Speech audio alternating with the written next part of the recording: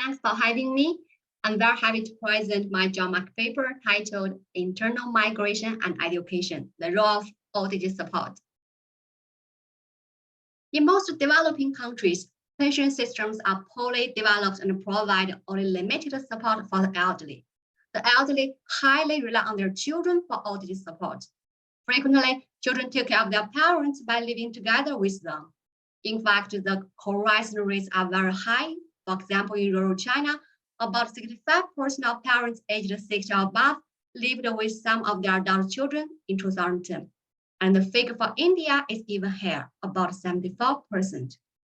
However, with the increasing trends of urbanization, many young people migrate from rural areas to urban areas, especially those who are more educated. This means that many elder parents are left behind with limited assistance. Therefore, children's out-migration could impair parents' well-being. Banerjee and Duflo describe such a phenomenon in their book for economics. We have certainly come across parents who rue the day when their children move out to their own house, leaving them to their lonely elderly lives. They also describe how this reality could have detrimental effects on education.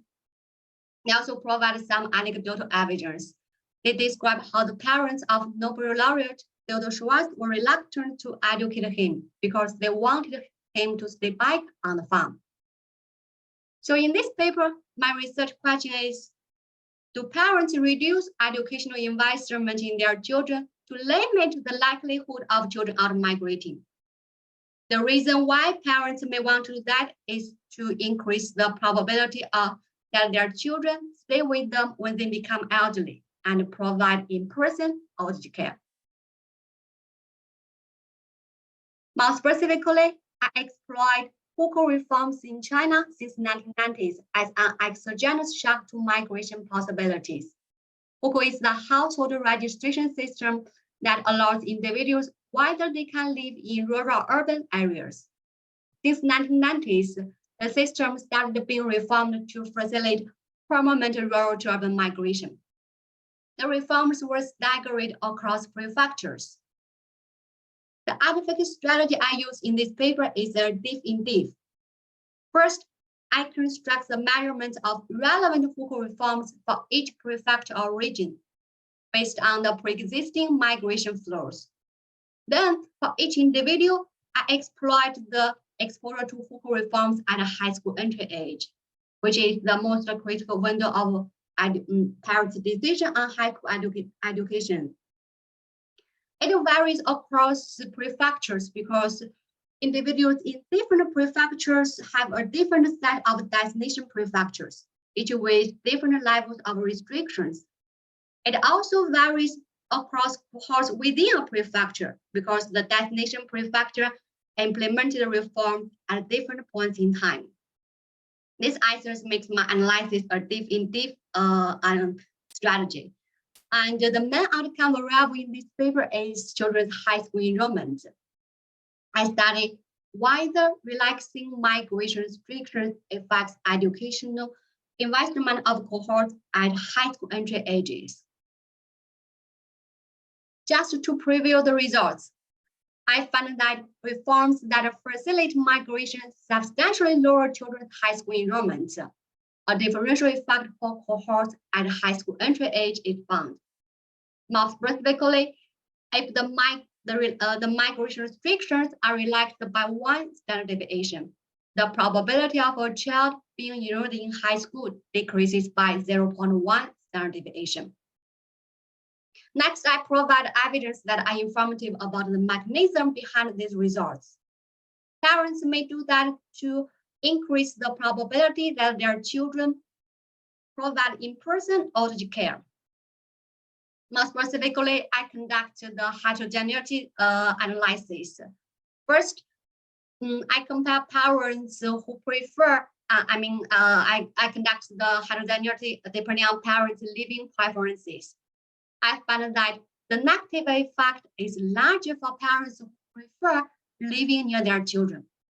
For parents who prefer living near their children, they are more concerned about their children's out-migration. Next, I compare parents who have pensions with those who do not have pensions. Parents without pensions may rely more on their children for all these supports. I found that the negative effect of Hukou reforms on education only exists for parents who do not have pensions. These pieces of evidence are consistent with the mechanism of all these support. Regarding the literature, the paper mainly related to two strands of literature. First, in terms of studies on migration and education, the paper is mostly related to Deborah Jailers and Pines paper in 2017. They studied the effects of relaxing migration restrictions on education in rural China. Deborah Jailers studied how allowing temporary migration affects high school enrollment. Using the timing of national ID card distribution as an IV, they found that an increase of migrants in the origin village lowers high school enrollment rate. They argue that the social networks of migrants lower the cost of finding a job in cities and raise the opportunity cost of remaining in school.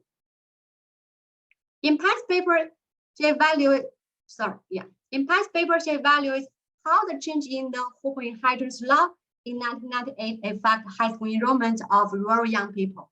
Using a regression discontinuity design, she finds that high school attendance drops about 9 percentage points for barely eligible cohorts. She argues that with the relaxing of mobility restrictions, incentives for obtaining urban Hukou through my education disappear. While relative to these two papers, I analyzed the effects of relaxing migration restrictions on education from the perspective of old age support. Specifically, parents reduce educational investment in children to limit their out-migration and increase the probability of in-person old age care. Additionally, I exploit the relevant Hukou reforms at high school entry age, which is the most critical window of high school decisions made by parents. Moreover, my education strategy is also different from theirs, implement a definitive strategy. This paper is also related to the literature on old support and parental investment in children's schooling. In the context of India, Jason and Miller 2017 show that the cultural traditions of co-residence and old age support may lead the parents to strategically decrease the education of children. They exploit an intervention that increased the urban returns to schooling. Compared with their paper, I studied the effect of a reduction in migration costs and showed that the relaxation of migration restrictions have substantially negative effect on education in rural China. However, the empirical evidence pinning down the mechanism of old age support is very limited. So in the rest of my presentation, I will give you more background or knowledge about Hukou and education in China. After I introduce the data and advocacy strategy, I will show the main results on migration reforms and education. Then I will show the evidence that are consistent with the mechanism of old age support. Lastly, I will conclude. As I mentioned, Hukou is the household registration system in China. It became a law since 1958. It allows individuals whether they can live in a rural or urban area lawfully. Its purpose is to curb the rural to urban migration and increase the state's economic control. However, it has caused a huge rural-urban disparity. The thing is that since 1997, the Hukou reforms are implemented gradually, mainly due to two forces. One is the already exists rural-urban disparity, and also due to the increasing demand in the urban labor market. In fact, the internal migration in China is very large scale. For example, in 2015, about 250 million people are migrants, which is about 80% of the total population in China. Among them, about half are rural to urban. So do I need to read the, it is from outside. So, among the migrants, about half of them are the rural to urban type. Now let me tell you more about the education system in China.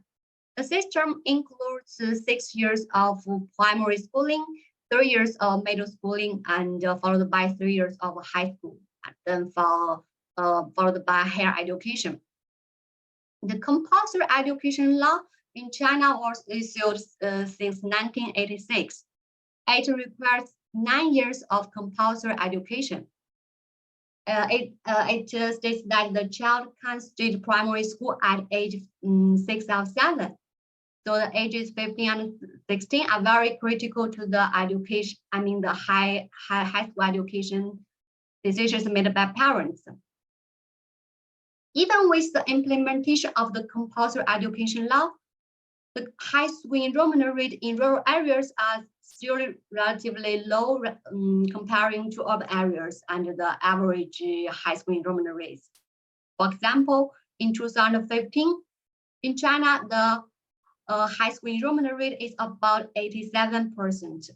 However, in rural areas, the number is only about 56%. Now let me tell you more about the data I'm using in this paper. The data on Hukou reforms are from first paper published in 2019. It is a prefecture level point of Hukou index during 1997 to 2010, covering the universal prefectures in China. More specifically, it is a number between 0 and 6, which is added from two subscores.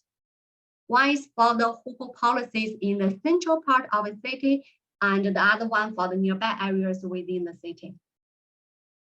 For example, 0 means that only those working in other areas can obtain urban Hukou in this destination prefecture. 3 means that they can obtain urban Hukou as long as they work and reside in city and contribute to the local social security for a relatively short period. The message here is that a large number means it's easier for migrants to obtain urban Hukou in this destination prefecture. And this index has nothing to do with the origin prefecture. Now let me show you visually the evolution of the Hukou index across prefectures and years. A blue color means the Hukou policies are still very restrictive, and a warmer color means the policies are becoming more and more relaxing. We can see that there is large variation across prefectures and years. Okay, the main outcome variable in this paper is high school enrollment. The individual data from the China Health and Retirement Longitudinal Study shows. I'm using the 2011 wave. It covers about 10,000 households in 126 prefectures, which is about 1/3 prefectures in China. It has information on the household height and all their children, including those who have already out-migrated. And the sample is restricted to the children who are older than 16 years old in rural areas. The third data source I'm using is the 2000 Chinese census to construct the pre-existing migration matrix. It covers about 1.2 million people, and it has information on destinations and origins of the migrants. The main reason why I'm using this width is that Hukou policies were still relatively strict in 2000, and the migration flow is more exogenous. Now let me tell you my annotating strategy. Internal migration in China can happen within prefectures as well as across prefectures. For example, in 2000, about 65% internal migration happened within prefectures and 35% across prefectures. This means that people care about all relevant Hukou policies in all potential destination prefectures. So from the point of view of the rural family, I predict the relevant Hukou index based on the pre-existing migration flows. Here, let me give you a very simple example. Imagine there are 2 origin prefectures and 2 destination prefectures. The two destination prefectures, they have different levels of Hukou restrictions. For example, in destination prefecture 1, the Hukou index is 2. And in the destination prefecture 2, the Hukou index is 4. And for the origin prefecture 1, the migrant, about 30% of the migrants migrate from the destination prefecture 1, about 70% to the destination prefecture 2. So it means that for new migrants, the likelihood of him from, if he is from the original prefecture 1, the likelihood that he migrated from, to the destination prefecture 1 is about 0.3. And the likelihood to destination prefecture 2 is 0.7. So for the migrants from origin prefecture 1, the relevant Hukou index would be 3.4, which is calculated from 2 multiplied by 0.3 plus 4 multiplied by 0.7. So it's very similar for original prefecture 2. So the more generally, the composite Hukou index is a weighted share of Hukou policies in all potential destination prefectures. And the share, the weight is the share of migrants from the origin prefecture O to each destination prefecture D in 2000. So after having the Hukou index for all origin prefectures, for each individual, I focus on the Hukou index when the individual was 16 years old, which is the expected age starting high school in China. So to evaluate the effects of Hukou reforms on high school enrollment, I implement the following regression. Here, the variable high school IPC is a dummy if the child I from prefecture P cohort C was enrolled in high school by 2011, 0 otherwise. And the Hukou index 16 PC, it is the composite Hukou index in prefecture P for cohort C, which is the year when the individual was 16 years old. As I mentioned, children in China start high school at the age of 15 or 16. In the regression, I control for the children's gender, parents' education, the number of children, and the boys in the family. And I use the average household Lambda proxy for the household income. The average difference across cohorts are controlled by the cohort fixed effects and the time invariant prefecture level characteristics observed by the prefecture fixed effects. The identification assumption is that the timing of Hukou reforms is orthogonal to changes in unobserved determinants of educational environments across cohorts. Now let me show you the main results on migration reforms and education. This table shows the effects of Hukou reforms on high school enrollment. The first column, the coefficient of Hukou index 16 is negative, which means that if the Hukou index when the individual was 16 years old increases by 1, the probability of a child being enrolled in high school decreases by 3.7 percentage points, which is about 10% relative to the baseline high school enrollment rate. Considering that children may start high school at age 15, I also use Hukou index 15 as the main explanatory variable. You can see the coefficient is still negative.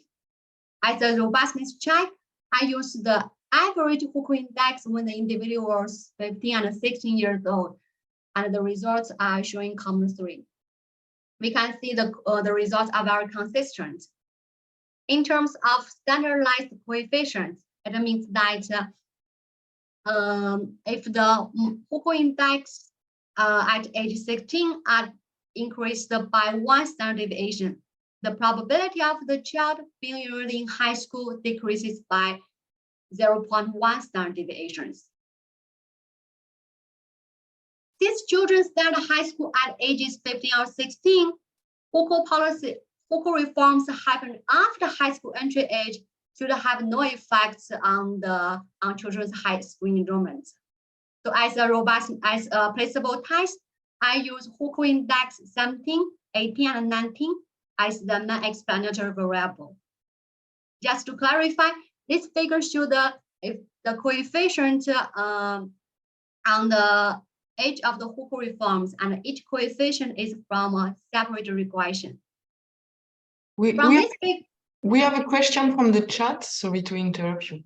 It's about the rate of completion of secondary school. Is it low, or is it really high, such that people choose to stop school after secondary school?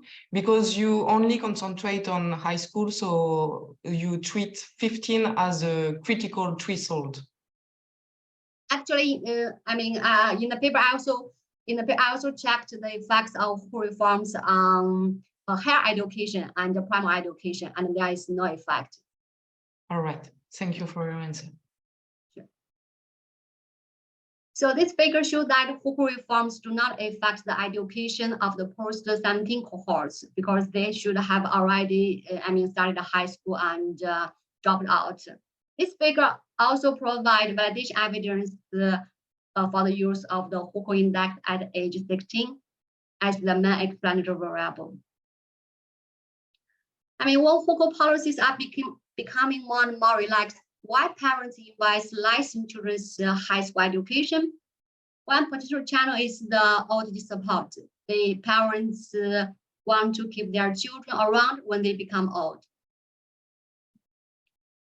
First, I explore the heterogeneity depending on parents' living preferences. For parents who prefer living near their children, they may be more concerned about children's out-migration. So here I define new variable. Parents prefer living near child, which is a dummy. If either parent prefers living with adult children or in the same village, I interact this variable with Hukou index 16. The coefficient on the interaction term is negative, which means that the effect of Hukou reforms on high school enrollment is large for parents who prefer living near their children. One concern is that parents' preference may be endogenous to the children's out-migration. For example, if their children have already out-migrated, parents may report that they prefer not to live with their children. To deal with such concern, I use the predicted value of parents' living preferences, which is predicted based on the number of children and boys the parents have, the parents' education, household land, prefecture fixed effect, and the parents' birth year fixed effect. Then I interact the predicted dummy with the Hukou index 16. We can see the coefficients are very consistent. The direction as well as the magnitude are very consistent. Next, I compare parents who have pensions with those who do not have pensions. Parents without pensions may be more concerned about children's education, and since they do not have pension, they may rely more on their children for all these support. So here, pension is a dummy. If either parent was entitled to a pension in 2011. In column 1, it is the sample is for the sample is restricted to children whose parents do have pension. We can see Hukou reforms have no effect on children's high school enrollment. However, in column 2, for children whose parents do not have pension, Hukou reforms have significantly negative effect on children's high school enrollment. Considering that parents' pension entitlement still could be endogenous to the children's out-migration behavior, I still predict the parents' pension entitlement based on the characteristics I described just now. We can see the results are very robust. Column 3 are for the children whose parents is predicted to have pension, and column 4, the parents are predicted to not have pension. Another exercise I conduct is the heterogeneity by the family structure. The traditional norm in China is that mainly the sons take care of their elder parents. So I was wondering what happens to the young children's education if the first child with their son has already out-migrated from the parents.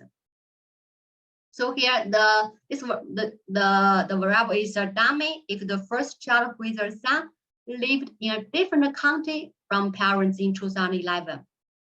I interact this variable with Hukou index 16, and the coefficient on the interacted term is negative, which suggests that if the first child with their son has already out-migrated from the family, the younger children are further less likely to enroll in high school. The parents have more incentive to keep the children around them. In column 3, I explore the general gender heterogeneity, but I didn't find anything. So in the paper, I also conducted a bunch of robustness checks. First, I showed that there is no pre-trend of Hukou reforms on education. Instead of using levels of Hukou index, I define dummies of Hukou reforms. This enables me to have individuals who are not exposed to the Hukou reforms and the individuals who are exposed to Hukou reforms. And I found that there is no pre-trend of Hukou reforms on education. Also, the main results are very robust. I also provide the evidence that there is no reverse causality. And considering the potential identity problem of Hukou reforms, I also use the instrumental variable strategy, where I use the provincial average of the Hukou indexes, excluding the prefecture itself, to proxy for the Hukou policies in this prefecture.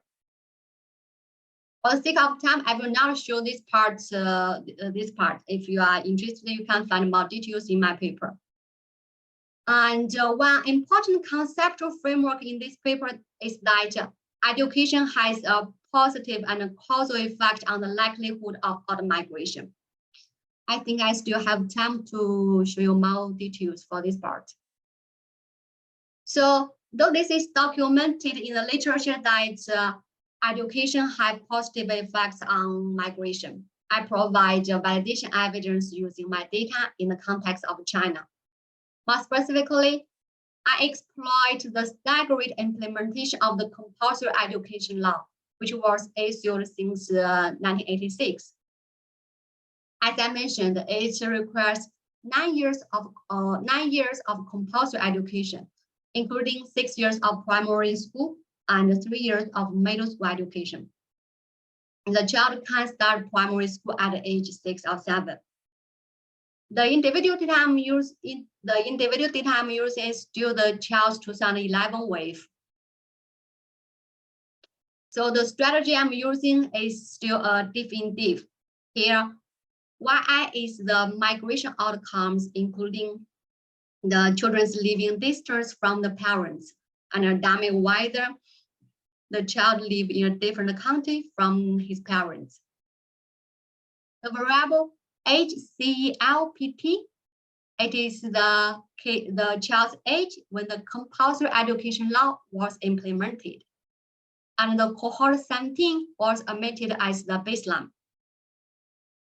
So the delta G is the prefecture fixed effects, and gamma T is the cohort fixed effect, which is in a 5-year interval.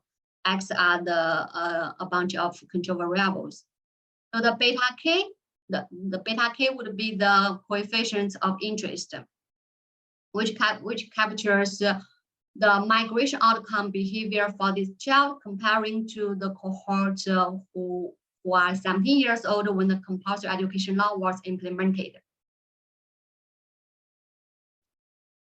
Okay, in this figure, the outcome variable is children's living distance from the parents measured by in the log form. And the x-axis is the child's age when the compulsory education law was implemented. The left part are the children who are not treated by the compulsory education law, because when the law was implemented, they are already 17 years or older. They should have already started high school or dropped. Yeah. And the middle part are the children who are partially illiterate. When the compulsory education law was implemented, they are already in school. I mean, in primary school or in middle school, but not started in high school yet. For the right part, the sample is therefore the children who are still very young for the compulsory education law, and they are fully treated by the compulsory education law. From this figure, first we can see that there is no pre-trend of the migration on education. And for children who are more exposed to the compulsory education law, they are more likely to live far away from their parents. In this figure, the outcome variable is a dummy, whether child live in a different country from their parents. We can see that for children who are more exposed to the compulsory education law, they are more likely to live in a different country from their parents. So from these pieces of the evidence, we can see that parents indeed can manipulate the children's out migration by educating them lies. Yeah. Just to conclude, this paper studied the effects of Hukou reforms in China on children's high school education. And I found Hukou reforms have substantial negative effect on children's high school enrollment. And the evidence is consistent with parents' motive for ODD support. They reduce investment in children's education to limit the probability that their children out-migrate and increase the likelihood that their children provide in-person ODD care. The main takeaway is that in context with weak policies for ODD support, lifting migration restrictions may have detrimental effects on human capital communication. That's all. Thanks for listening, and I'm happy to take any comments. Many thanks for this very clear presentation. For all the attendees, you can raise your hand and I can unmute you in order to ask directly your question. For the moment, I'm seeing no question, so may I start with mine? Okay, I have just some question, maybe just about context, just to understand a little bit more. How is it possible to access high schools? I was thinking about just having a map on the density of high school. Is it needed to go far away from the parents to go to high school? Is it also an issue of support during childhood? Like if you go to high school, if you go to high school, do you need to leave your parents? So is it also maybe an issue of support during childhood? You support your parents when you are a teenager, doing some domestic task or labor? Actually, in China, they are usually the high school are in the urban, the county area, the urban areas. And if the children decide to go to high school, they need to go there, but they can't go back home frequently. It's like every week, yeah. Okay, so maybe the parents who ask for old age support also ask for child labor and support for domestic tasks even before. Yeah. It's great perspective. I didn't think about the child labor part. Yeah. Also, I really like your COEF plot showing the distance between the parents and the children. I think your paper has also a contribution on living arrangement and spatial distribution of the family and migration. So, yeah. And on this point, I was surprised to not see a COEF plot with just co-residence with the parents also. Yeah, I should mention more, in the literature part, yeah. All right, I let the floor for the other, if you have any questions.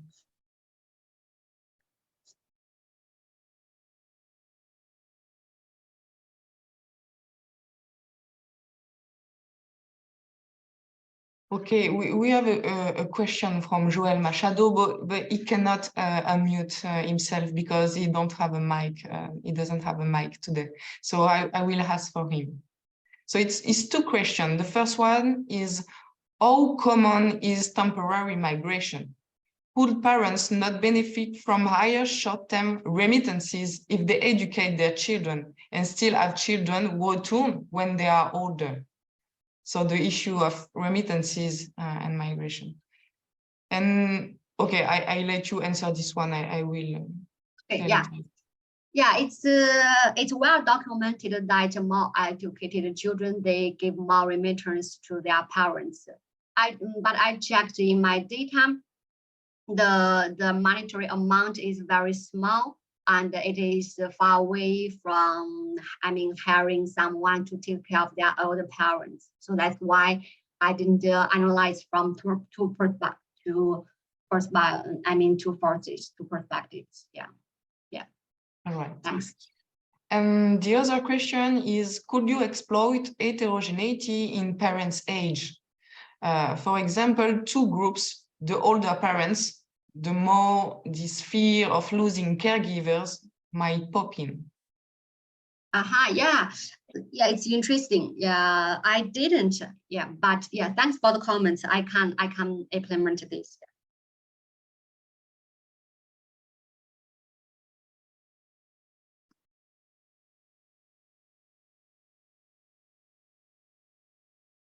More comments? Okay, I was also wondering about spatial correlation. Like if you are a rural household with parents who really need for all age support, and they are located really far away from urban center, they have more chance to not benefit from old age support, even if the children stay in the same county or prefecture. I don't really know the correct spatial level to express this idea. But and if you live really close from a urban center, finally you agree with the fact that your child is leaving because he can come back really easily. Like, so you are saying that if the urban area is very close to where the parents live, the parents should less concerned about their out migration, right? yeah. Yeah, I agree.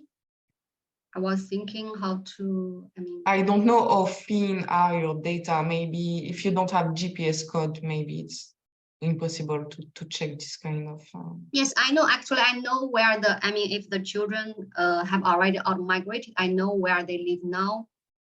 The distance from from their parents. Maybe I could check the heterogeneity depending on the distance. It's like interact the distance with the Hukou reforms. Yeah. Thanks for the call. Thanks for the thought.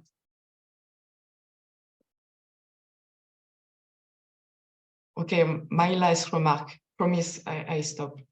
But yeah, I want, as a French person, like when I see that you are talking about pension system and everything, I'm thinking about, you know, a public thing with which is mandatory to comply with, and it seems there in China that you have a choice to invest in pension or not, and to have the pension. So I would be interested in having more details about the system in the paper, I would say. Okay, yeah. I can say more background about the pension part, yeah. Because I was asking myself, do you have some correlates with farming activities or the employment of the parents, and what will be also predictors of education of the children? So I was thinking of all the correlates between choosing to have a pension fund, to receive a pension, and also the education of the children. Okay, yeah, great. Thanks. Almost welcome.